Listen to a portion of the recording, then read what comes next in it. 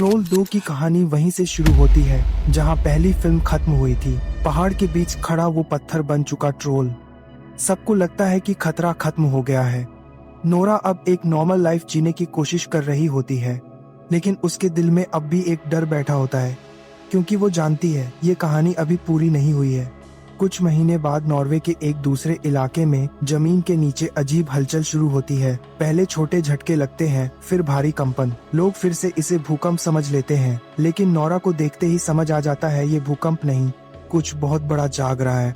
सरकार इस बार पहले से ज्यादा सतर्क होती है। अंडरग्राउंड सुरंगों की जांच होती है, सैटेलाइट से मूवमेंट ट्रैक किया जाता है। तभी सामने आता है सबसे डरावना सच। पहला, ट्रोल अकेला नहीं था।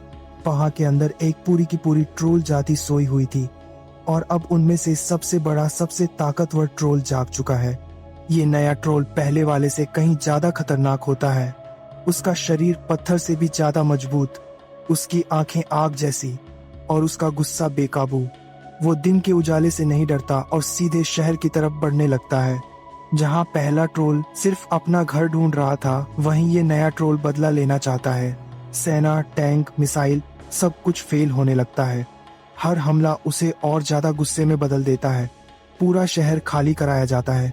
लोग जान बचाकर भाग रहे होते हैं, और नोरा फिर एक बार इस तबाही के बीच फंस जाती है। लेकिन इस बार कहानी में एक नया ट्विस्ट आता है।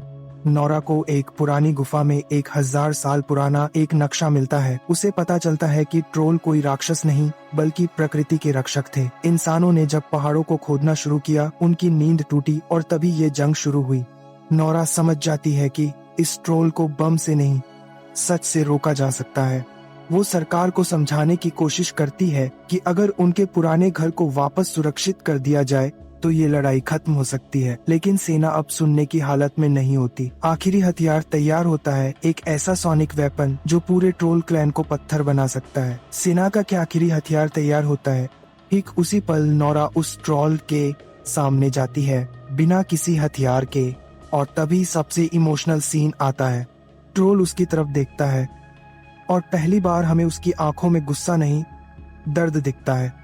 नोरा उसे इशारों से समझाती है, तुम्हारा घर अभी भी जिंदा है, तुम अकेले नहीं हो। ट्रोल रुक जाता है।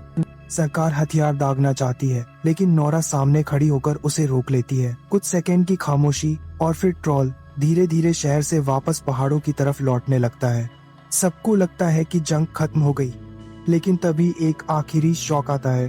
पहाड़ के अंदर से एक और रिएक्शन होता है, और दर्जनों छोटे ट्रोल्स की हलचल की आवाज सुनाई देती है।